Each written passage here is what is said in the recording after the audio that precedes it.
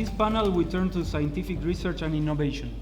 Au cours de ce panel, nous allons débattre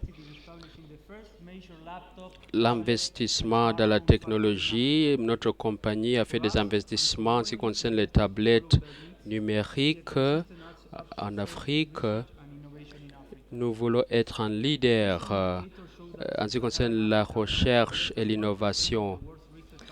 L'Afrique subsaharienne représente moins de 1% en ce qui concerne les résultats dans ce domaine, malgré la grande population. Qu'est-ce qu'on peut faire pour renforcer les sciences, les technologies et l'innovation au niveau de nos gouvernements? Monsieur Itoua, la collaboration interafricaine est importante pour réussir à cet objectif. Avec les partenariats et la collaboration avec d'autres pays africains et la promotion avec l'Université de Ngouabi et d'autres institutions du continent africain. Merci beaucoup, Monsieur le Président. Permettez-moi aussi de rejoindre mes collègues et remercier le gouvernement ougandais et les organisateurs pour l'accueil chaleureux qui nous ont été accordés pour faire que notre séjour soit intéressant. J'ai bien aimé ce cadre et je tiens à remercier les organisateurs de cette conférence. Je sais qu'il y en a beaucoup d'autres en ce qui concerne l'innovation. Et après avoir dit ça, Monsieur le Président, permettez-moi de parler en français. Je ferai mes commentaires et remarques en français. Avant de répondre à la question, je voudrais d'abord très clairement, et j'aime à le dire, que l'Afrique, tout le monde en convient, est probablement la prochaine frontière, peut-être le prochain moteur du développement mondial. Tout s'y prête, que l'Afrique est en train de sortir de sa situation de pays de rente, producteur de ressources naturelles, pour devenir réellement un acteur économique important, non seulement à cause de ce potentiel de ressources humaines, qui est l'un des plus importants au monde, mais aussi parce que les nombreux besoins qui existent encore en Afrique en font des opportunités d'affaires, des opportunités d'investissement et donc des opportunités de progrès économique. L'Afrique sera, dans 25-30 ans, plus peuplée que la Chine, donc ce sera un marché avec une classe moyenne qui ne fait que croître, d'après les chiffres de la BAD et d'autres, avec une population essentiellement jeune, de mieux en mieux éduquée, et donc propre à la fois à être un acteur du développement, mais surtout un acteur de l'innovation. Ayant dit ça, je vais ajouter une deuxième chose. Tous les pays africains, ou presque, ont choisi comme objectif de devenir des pays émergents, 2020, 2025, 2030, et beaucoup sont convaincus que nous pouvons y arriver. Donc l'Afrique peut devenir demain un véritable continent émergent. Et je dois dire ici qu'il n'y aura pas d'émergence, ou il n'y aura pas de pays émergent sans innovation. Qu'il n'y a pas d'innovation sans technologie, et qu'il n'y a pas d'innovation sans une recherche scientifique de qualité, et qu'il n'y a pas ni innovation, ni technologie, ni recherche scientifique de qualité sans une éducation de qualité pour avoir des ressources humaines de qualité. L'Afrique, je crois, en a pris conscience. En 2007, lors d'un sommet des chefs d'État et de gouvernement, les pays africains avaient décidé de consacrer au minimum 1% de leur PIB à la science, à la technologie et l'innovation. Quelques-uns sont au-delà, d'autres sont autour de 1%, beaucoup trop, malheureusement, sont en deçà, à cause de toutes les autres obligations qu'ils ont par ailleurs. Mais il y a une prise de conscience évidente. Il y a 2 ans, l'Afrique a adopté une stratégie pour la science, la technologie et l'innovation pour les 10 années à venir. Cette stratégie a été entérinée par les chefs d'État. L'Afrique s'organise de mieux en mieux. Actuellement, j'assure la présidence de la conférence des ministres africains en charge de la science et la technologie, l'AMCOST, qui va se transformer à la fin du mois en un comité technique spécialisé de l'Union africaine, regroupant l'éducation, la science, la technologie et l'innovation. Nous avons une Académie africaine des sciences qui fonctionne très bien. Nous avons un observatoire africain des sciences, technologies et innovations qui doit prendre en charge la question des indicateurs.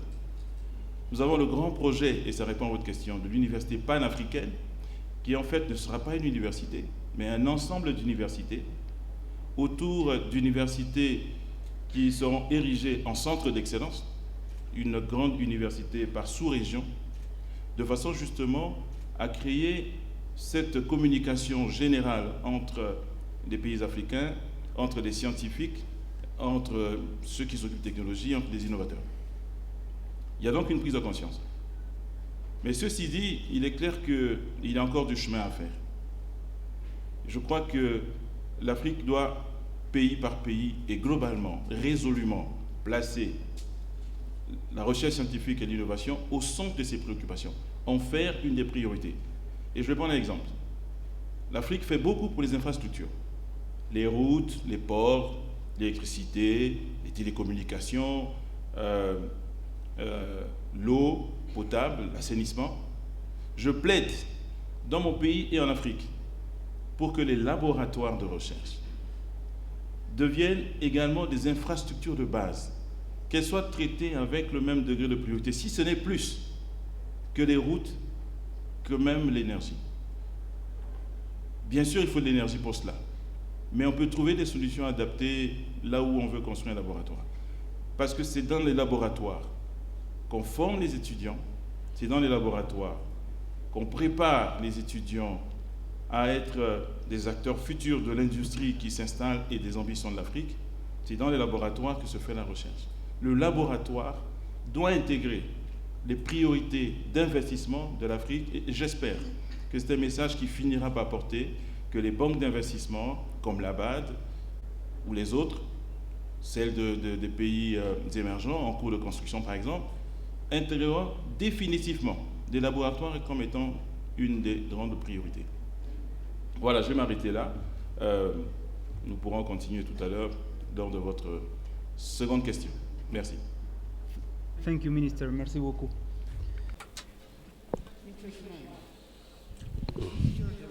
Cette année, il était à avoir une subvention de 45 millions de dollars au Mozambique au profit des sciences et la technologie.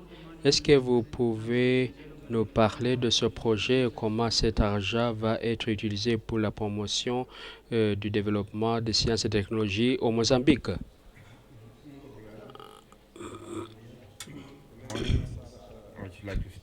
Bonjour, je voudrais commencer par dire rejoindre d'autres ministres et remercier les organisateurs de cet événement et le gouvernement ougandais d'avoir accueilli cette réunion et de son hospitalité. Au nom du ministère des Sciences et de la Technologie au Mozambique, je présente les excuses du ministre qui était empêché. Je représente donc le ministère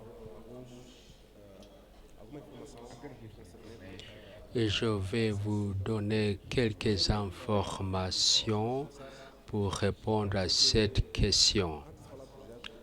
Tout d'abord, il y a une stratégie pour améliorer l'enseignement supérieur. Nous avons une stratégie de financement visant l'enseignement supérieur. Nous avons des stratégies budgétaires dans le but d'identifier nos besoins. Nous avons vu le financement des agences multilatérales. Nous avons des partenariats publics et privés pour financer les activités visant l'enseignement supérieur. Nous avons par exemple la Banque mondiale c'est-à-dire nous avons un partenariat multilatéral avec la Banque mondiale pour financer l'enseignement supérieur. En ce qui concerne ces partenariats, nous l'avons créé dans le but de faire face aux défis en ce qui concerne l'enseignement supérieur et le pays a fait des progrès dans ce domaine. Nous avons 89 institutions d'enseignement supérieur et beaucoup sont dans le secteur public et le privé. L'essentiel, c'est d'assurer la qualité et d'offrir les compétences techniques en matière de sciences et de technologies et les sciences naturelles. Nous avons besoin de laboratoires de qualité. Voilà l'une des composantes les plus importantes. Au niveau du ministère, nous avons mis en place un mécanisme pour assurer la qualité. La deuxième composante est l'appui offert par le gouvernement de Mozambique aux acteurs différents sur le plan de l'enseignement supérieur. Et cela se fait par le financement, les travaux de recherche et pour répondre à la question du financement de la Banque mondiale, nous avons en profité pour assurer les projets de recherche et tout cela pour le bien-être de notre pays. La troisième composante porte sur les fonds pour le développement institutionnel et notamment dans le secteur privé, nous avons des défis en ce qui concerne la capacité institutionnelle. Il faut créer les conditions pour assurer une meilleure qualité de l'apprentissage en sciences et la technologie. Une autre composante fondamentale est la mise en place d'un mécanisme de recueillir les informations et la performance de ces institutions d'enseignement supérieur. Nous améliorons ce système éducatif pour mesurer la performance à ce niveau. Nous reconnaissons également que nous avons des institutions de l'apprentissage particulières, alors nous octroyons les bourses, notamment aux jeunes au Mozambique au niveau supérieur de master et de doctorat. Nous voulons faire en sorte que beaucoup de jeunes profitent de ces possibilités d'apprentissage. Du point de vue technologique, nous essayons de mettre en place un réseau des institutions dans le but d'améliorer la communication entre ces établissements d'enseignement supérieur. Il y a d'autres aspects que je voulais partager avec vous. Peut-être j'en parlerai plus tard. Merci. At last year Innovation Africa, you say that we in Cameroon are slow in responding vous avez dit to au gender Cameroun, equality. This is surely on something est you want to lent address en ce qui concerne la urgently, given that réponse represents half of à your l'égalité economic des and sexes. scientific potential. Et Are you now actively pursuing policies for more est-ce women que to participate in vous scientific avez les research in Cameroon? politiques For example, pour I gather encourager you la have created a participation consortium of à la women recherche scientists. scientifique? Vous avez créé un forum des scientifiques femmes, par exemple.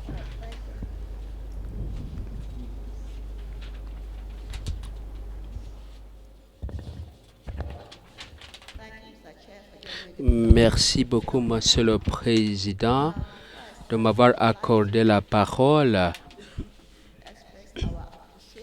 Permettez-moi d'exprimer notre gratitude au gouvernement ougandais pour l'accueil chaleureux et pour cette invitation et pour nous faire venir ensemble, d'échanger nos expériences. Vous savez bien que l'éducation est un processus tout au long de la vie. Je présente les excuses de mon ministre qui a été empêché en raison d'autres responsabilités. Pour ce qui concerne la question du genre, le gouvernement a élaboré un document pour la croissance et la promotion de la question genre a été prise en compte. En 2012, le gouvernement a créé des centres. Ces centres sont affiliés à nos ministères. Il s'agit de 200 centres visant la promotion de la femme. Comment est-ce qu'on recrute ces femmes? Comment est-ce que ces femmes peuvent accéder au rang supérieur? Notre ministère a mis en place une politique. Les femmes qui sont recrutées et sont titulaires des masters peuvent poursuivre leur enseignement au niveau supérieur.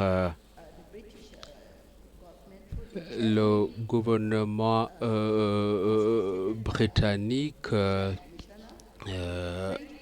et le gouvernement, l'Agence française de développement facilite ces programmes, ainsi que l'ambassade japonaise. Le ministère de la recherche scientifique comporte des instituts différents et après avoir complété ses études boursières, ces femmes reviennent, elles subissent la formation en domaines différents, la rédaction scientifique, la méthodologie. Et ce consortium fait en sorte que les femmes directrices de recherche font un travail de mentorat pour aider les jeunes femmes aussi de poursuivre leur carrière. Ces femmes sont formées en matière de leadership, la méthodologie de la recherche, la rédaction scientifique, ainsi que la gestion.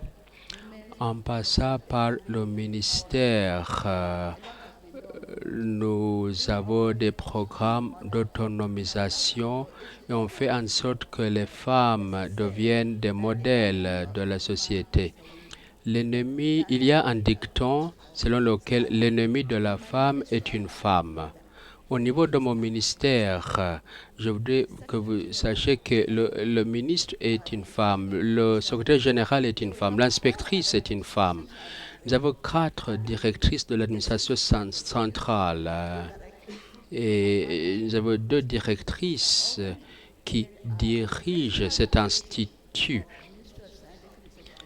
Et au niveau de l'administration, nous avons 3 femmes qui sont déléguées régionaux. Et cela montre l'importance de la promotion féminine et cela se base sur les compétences et non pas parce qu'elles sont femmes. Le président fait des efforts pour qu'il y ait une promotion féminine. Nous avons l'Institut des mathématiques, des sciences mathématiques qui a été lancé au Cameroun et beaucoup de filles sont formées au niveau de cet institut. Nous avons donc des modèles féminins. Les filles qui viennent des lycées, des écoles secondaires ont la possibilité de dialoguer avec nous. Et nous dialoguons sur des questions de comment devenir des scientifiques, comment devenir des chercheuses. Et donc, nous les facilitons, nous les encourageons Et il est impératif de faire tout cela à l'aide des TIC. Nous faisons en sorte qu'il y ait une formation en matière de TIC pour les femmes. Nous avons une politique selon laquelle il faut qu'il y ait un ordinateur portable pour un scientifique. Le gouvernement donc déploie des efforts dans ce sens pour mettre en place les équipements et le transfert des connaissances technologiques. Nous avons beaucoup de femmes dans ce sens. Et je peux vous dire qu'au niveau de notre usine, les cadres supérieurs sont des femmes. Pour développer la recherche scientifique, qu'est-ce que vous faites pour appuyer le développement des compétences humaines?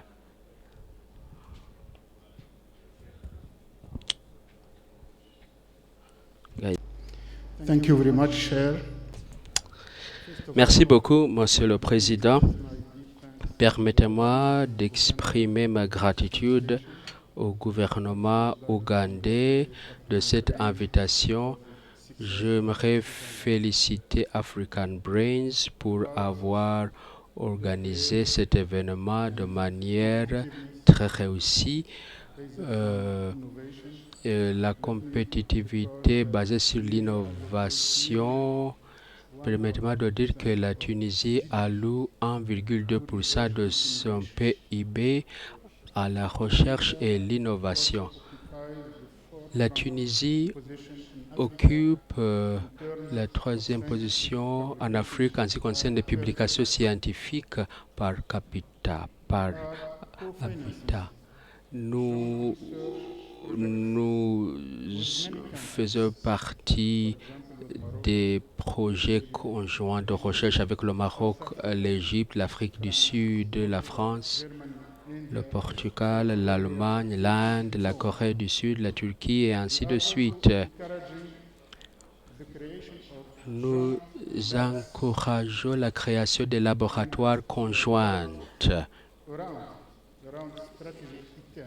et cela s'organisa autour des questions stratégiques. Beaucoup d'étudiants préparent leur thèse de doctorat entre les universités tunisiennes, européennes et asiatiques avec un diplôme double et une direction double, les professeurs des universités différentes. Et cela est très important dans ce cadre. Les Tunisiens participent activement aux travaux de recherche financés par l'Union européenne. Et cela, c'est dans le cadre du programme 2020. Ce programme promouvoit la coopération multilatérale entre les pays du Nord et les pays du Sud. La Tunisie s'inscrit à cette stratégie du programme de H 2020 et c'est le 2e pays dans les pays du Sud, après l'Israël, d'avoir un statut important accordé par l'Union européenne. Ce statut permet à la Tunisie d'avoir accès à une gamme large de projets européens en matière d'innovation. Et tout cela dans le cadre du programme H 2020. Et avec ce statut, nous pouvons mieux coordonner ces programmes. À quoi s'ajoute le fait que nous avons lancé un programme ambitieux de la science et la technologie dans le domaine de l'énergie, les TIC, la santé, la biotechnologie, l'électronique et ainsi de suite. Ces éléments de la science et la technologie sont réalisés dans le cadre de la coopération multilatérale et bilatérale avec les pays européens et asiatiques. Les sociétés étrangères profitent des mesures incitatives en Tunisie et de cette manière, il est possible de réaliser les travaux de recherche et l'innovation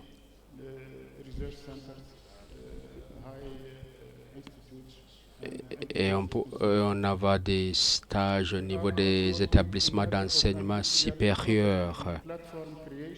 Nous avons une création de la plateforme pour faire en sorte que les investisseurs sont encouragés. Merci.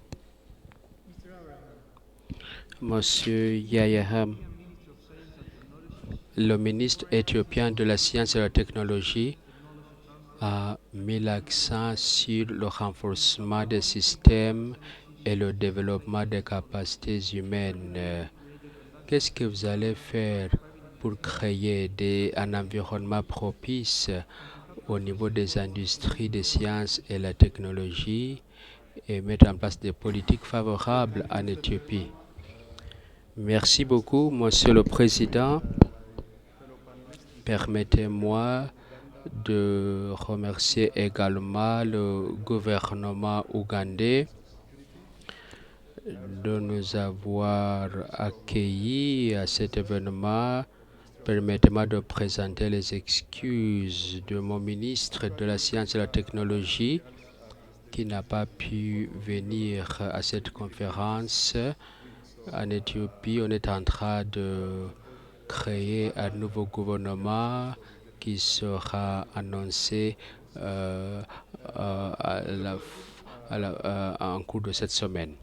Pour répondre à cette question, il est vrai que l'Éthiopie fait des investissements dans le domaine des sciences et de la technologie. Je ne peux pas vous donner des chiffres, mais la Banque mondiale, les chiffres de la Banque mondiale nous donnent un chiffre. Ici, l'Éthiopie a mis l'accent sur les investissements dans le domaine des sciences et de la technologie.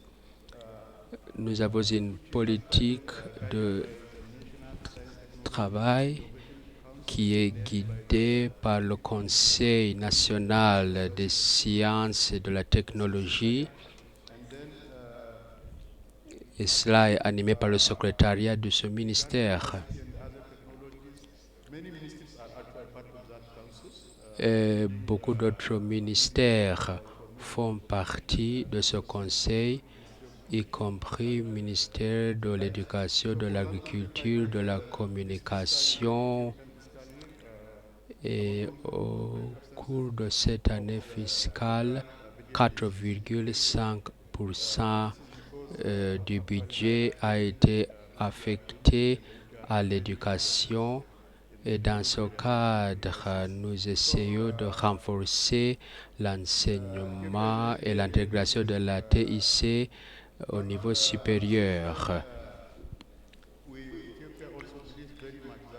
L'Éthiopie estime que le TIC s'avère une technologie importante favorisant le développement économique et social. Et pour cette raison, le gouvernement encourage les investissements étrangers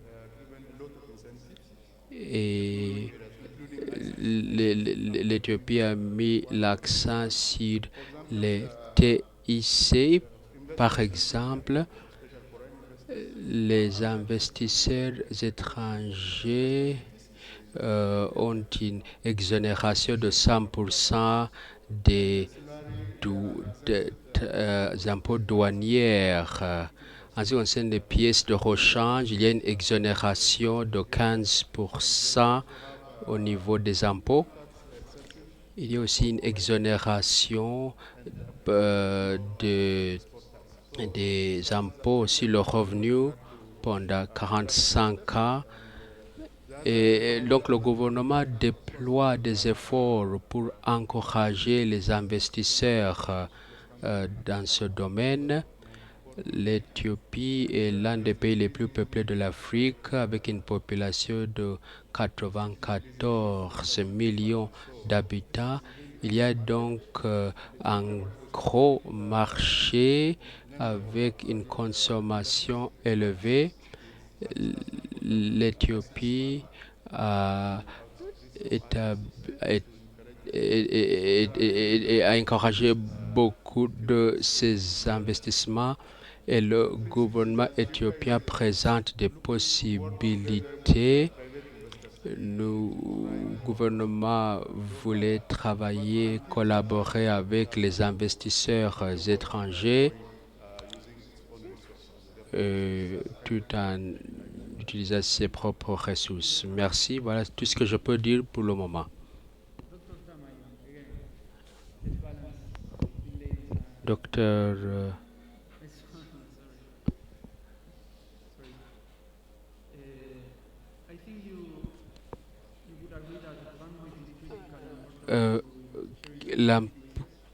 vous avez parlé de l'importance de partager la recherche scientifique. Au Cameroun, c'est un domaine qui nécessite la capacité. Est-ce que vous investissez dans les équipements de TIC et pour faire en sorte que cette capacité réussisse à relever le défi? Au Cameroun,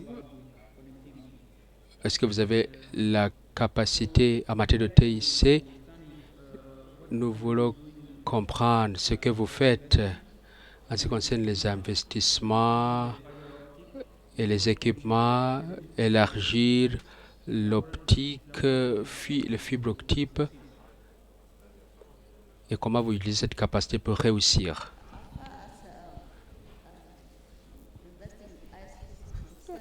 En ce qui concerne les investissements dans les TIC, le gouvernement a une politique de porte ouverte. C'est-à-dire que les investisseurs étrangers peuvent venir travailler au Cameroun. Le ministère qui est chargé du fibre optique assure qu'il y ait une plus grande couverture au niveau du pays et aussi coordonne les activités des professionnels différents sous cet angle. Le ministère des Postes et des Télécommunications a assuré la liaison, la connexion de 10 régions. Et on assure la connectivité de l'Internet au niveau des autres régions. On collabore avec les compagnies comme Orange Cameroun, MTN, et aussi on travaille avec les Chinois, les Japonais, les Coréens pour faciliter ces travaux.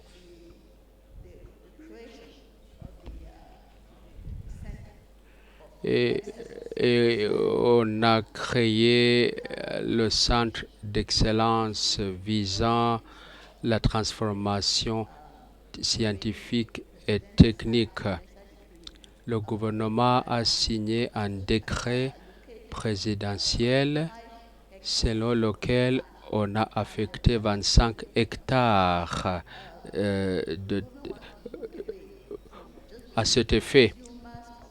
Le gouvernement ne veut pas être tout simplement un consommateur de TIC, mais le gouvernement voudrait insister sur le transfert de connaissances pour qu'on peut produire ces connaissances. C'est un centre d'excellence qui encourage la créativité chez les jeunes entrepreneurs.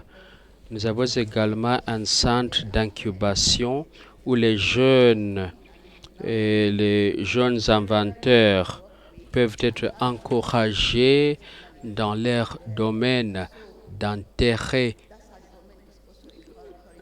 Et de cette manière, le gouvernement encourage la promotion de cette initiative. Au niveau de notre ministère, nous dépensons plus de $20 000 chaque année pour acheter les ordinateurs portables. Et le gouvernement se pose la question, pourquoi est-ce que nous, avec les compagnies, pourquoi est-ce que nous ne pouvons pas produire ces ordinateurs portables? J'étais impressionné par l'expérience du gouvernement rwandais. Donc, au niveau de notre gouvernement, nous essayons de faire qu'il y ait les transferts de connaissances de manière durable et de ne pas rester consommateur. Nous avons des politiques favorables à l'investissement. Nous avons le code d'investissement camerounais. Et si vous faites un investissement, par exemple dans le domaine des minerais, il y a un cadre qui s'appelle CAPAM qui vise la protection des investisseurs. Nous avons la législation visant la protection des investisseurs. Et on essaie de former en matière de TIC. Il existe beaucoup d'instituts et des ONG qui assurent ce type de formation. J'ai posé la question, quels sont les défis que font ces sociétés pour encourager les apprenants ambitieux et intelligents? Comment est-ce que ces sociétés peuvent aider ces apprenants pour faire les inventions? Au cours de la table ronde, je peux vous donner le site web de CAPAM, le site web de ITR, de JACAN. Je peux vous donner le site web de l'industrie des mines, etc. Et vous pouvez voir comment vous pouvez faire les investissements et collaborer avec eux. Il y a beaucoup à faire. Voilà. Monsieur le ministre, vous travaillez en étroite collaboration avec l'UNESCO pour promouvoir la recherche au niveau de votre pays. Et vous avez vu que le renforcement des capacités joue un rôle primordial. Et la politique de STI a fait accroître l'augmentation de la recherche dans votre pays. Vous permettrez que, avant de parler du Congo, je revienne un petit peu sur la situation africaine, parce que le Congo, c'est un pays africain et qui est tout à fait représentatif de ce qui se passe pratiquement partout. Et pour bien comprendre ce que nous sommes en train de faire au Congo, qui, je l'espère, peut être un bon exemple, il faut peut-être matérialiser un certain nombre de choses par des chiffres. L'Afrique subsaharienne contribue pour environ 2,3% au produit intérieur brut mondial, mais ne consacre que 0,4% de ses ressources à la recherche et au développement. L'Afrique abrite pour l'instant un peu plus de 13% de la population mondiale, mais elle ne fournit que 1,1% des chercheurs scientifiques de la planète. Et donc en Afrique, il y a environ un scientifique ou un ingénieur pour 10 000 habitants, alors que dans les pays industrialisés, c'est entre 20 et 50 pour 10 000 habitants. Aujourd'hui, il est clair qu'il y a un lien direct entre le niveau de ressources consacrées à la recherche et à l'innovation et le niveau de développement, mais aussi le niveau d'accès aux emplois des jeunes. Il y a un lien direct. Et donc, pour revenir à l'Afrique, il y a une démarche que chacun de nous essaie de faire, j'en suis convaincu, nous parlons entre nous assez souvent, et que l'Afrique, globalement, essaie de faire. Premièrement, il faut clarifier les concepts. Un jour, on parle de recherche scientifique et d'innovation. Là, pour le panel, on a dit recherche scientifique et technologie. Est-ce que l'innovation est concernée ou pas? Un jour, on parle de sciences, technologie et innovation. En fait, il faut clarifier. La recherche n'a de sens, en tout cas pour l'Afrique, que si elle est la première contributrice à l'innovation. L'innovation n'a de sens que si elle est le premier outil de la croissance et du développement et de la transformation de la société. Et donc, en réalité, tout ça est entièrement lié. Il faut clarifier cela. La deuxième chose à clarifier, c'est la doctrine. Pour ce qui concerne le Congo, nous avons choisi que 80% de l'effort national en matière de recherche soit consacré au développement, aux priorités nationales, à l'amélioration des conditions de vie des populations, à la création de la richesse et d'emplois, notamment pour les jeunes. Il faut clarifier cela. Une fois qu'on a fait ces deux choses, il faut définir une vision. C'est ce que nous avons fait pour le Congo. La vision, c'est l'émergence en 2025. Et pour l'émergence, nous avons dit, un des tout premiers outils, un des tout premiers atouts, une des toutes premières priorités, eh bien, c'est la recherche et l'innovation. Les deux totalement liés et forcément s'appuyant sur une éducation de qualité. Et s'appuyant sur la vision, eh bien, nous sommes en train de réorganiser complètement le secteur, de façon à ce qu'il soit le reflet de la vision. Que réellement la recherche soit au service du développement, au service de l'amélioration des conditions de vie des populations, au service du désir de devenir pays émergent en 2025.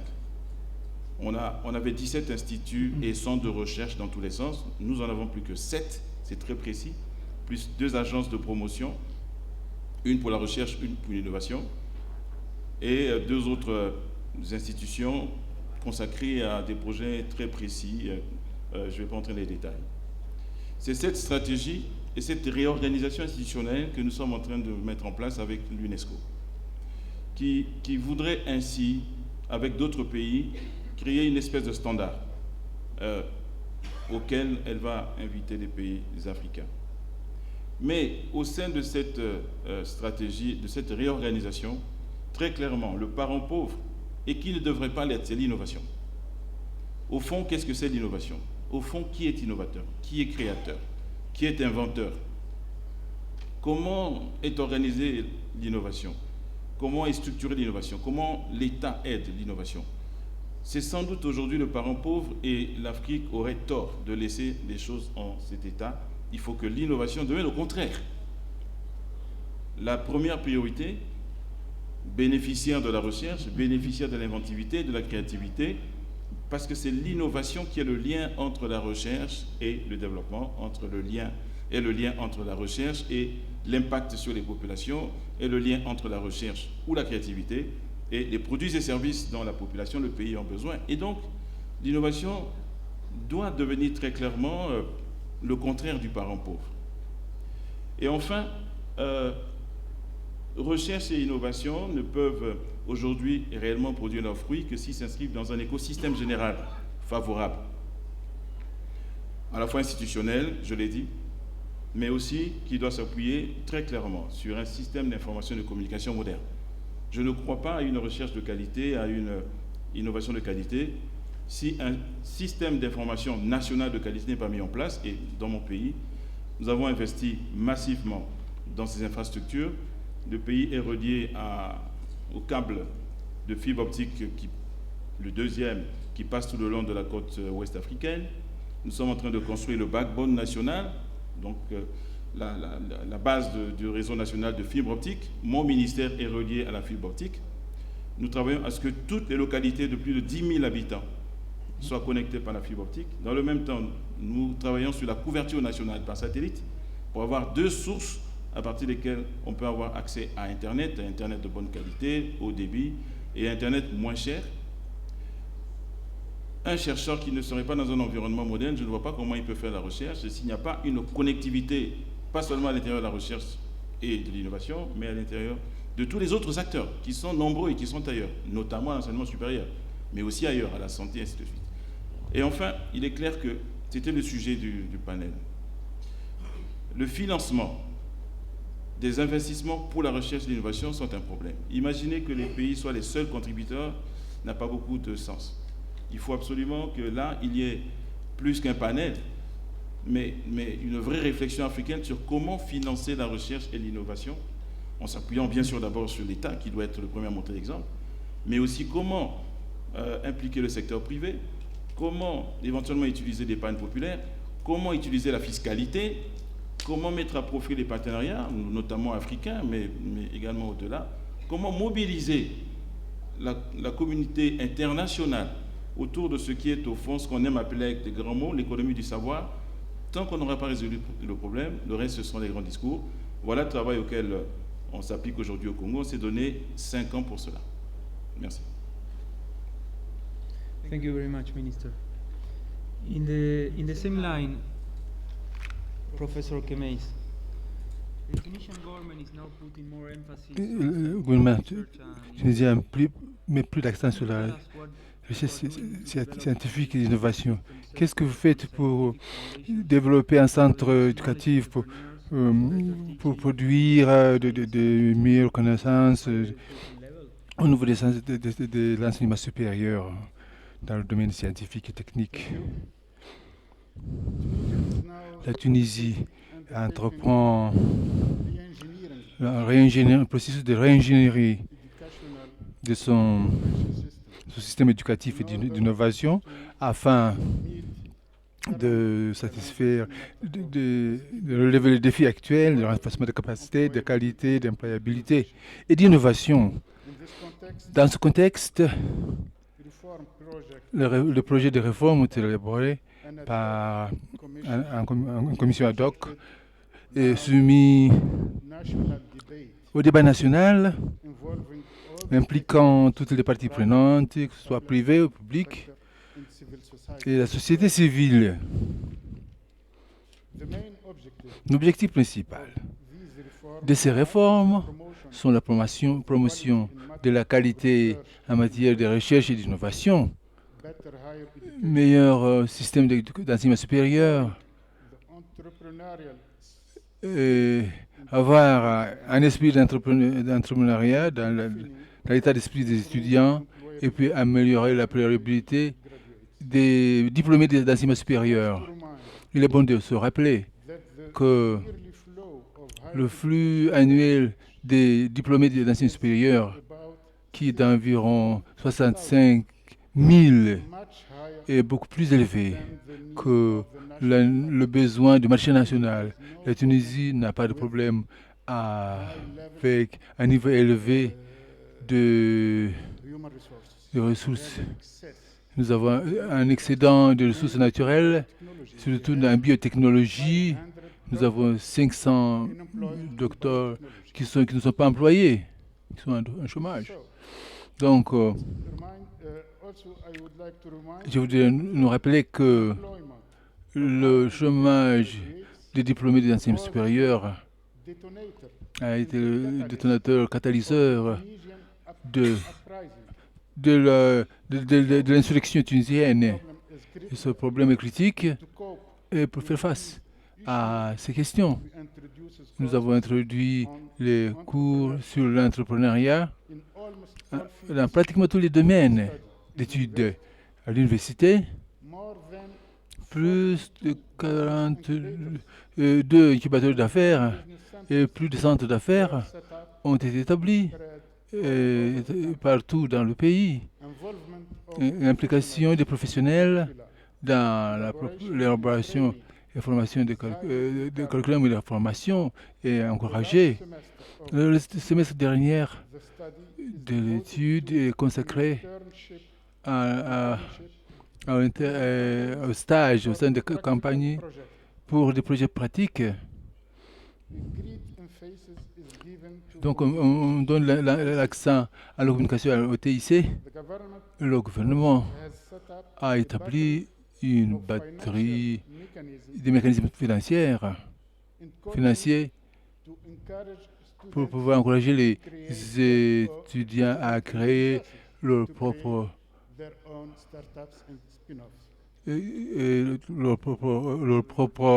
initiatives le doctorat en Éthiopie. Si l'Éthiopie veut faire des avancées dans le progrès dans les sciences, technologies et l'innovation, et l'importance, il faut donner l'importance à l'équipement.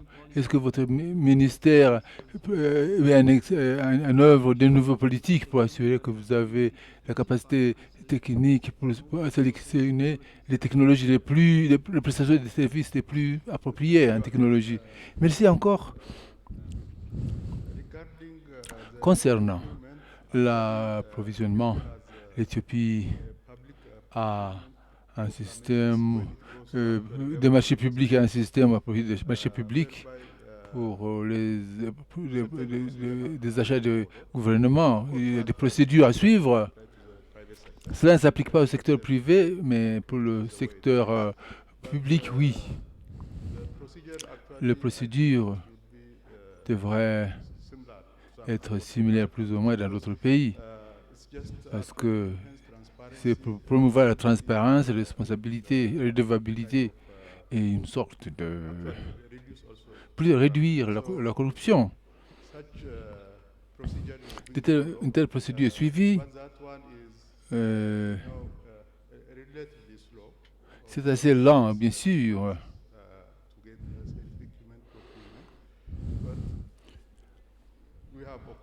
Nous avons évidemment cela doit être respecté,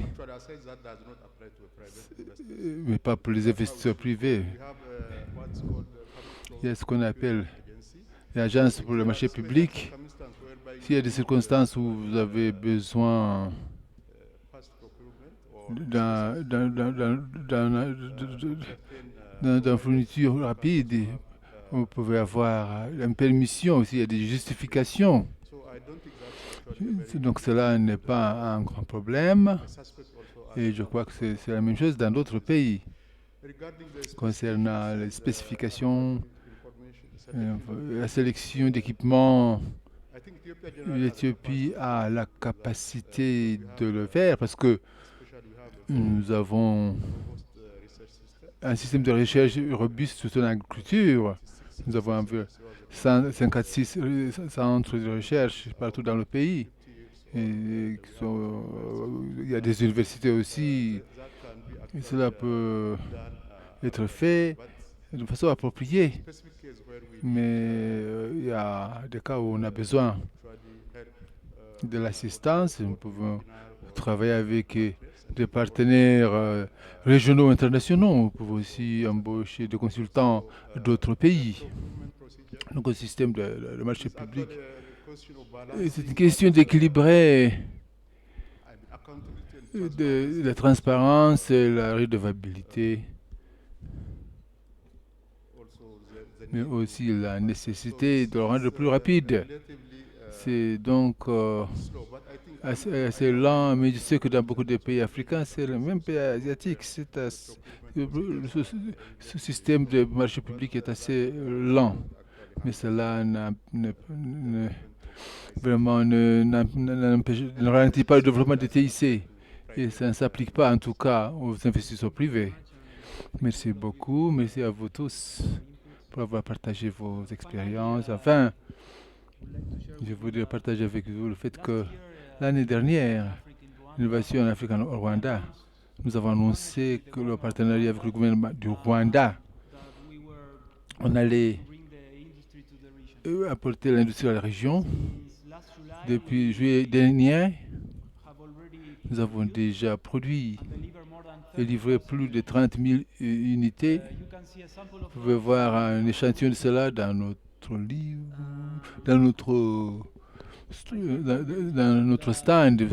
Vous avez entendu dans la discussion que l'innovation vient de l'extérieur. Il est temps de changer ça. Nous avons déjà commencé. Nous allons montrer ça dans la vidéo qui suit. J'espère que vous allez bien aimer. Merci.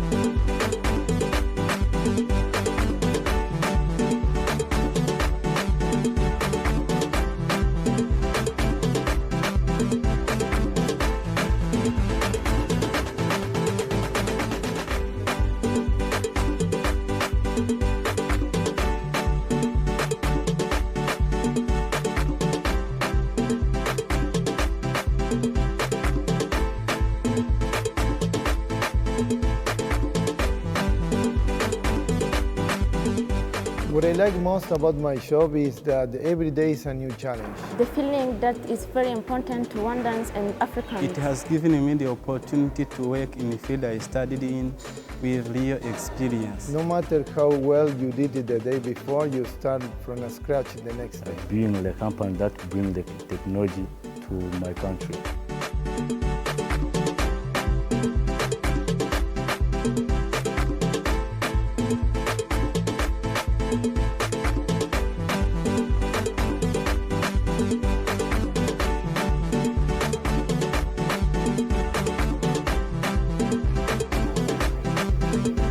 Building a bright future for Rwandans. It's easy and fast access to technology to Rwandans. We didn't have to import computer and phones.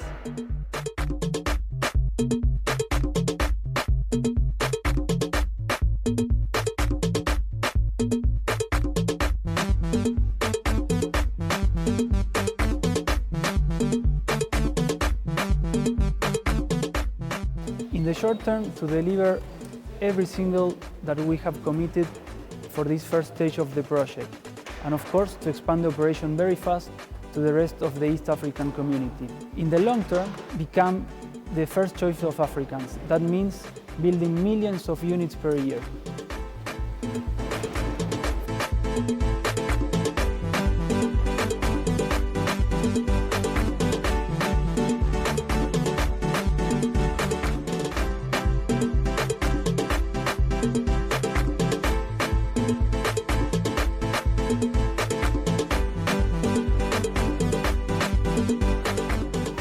Future. Commitment.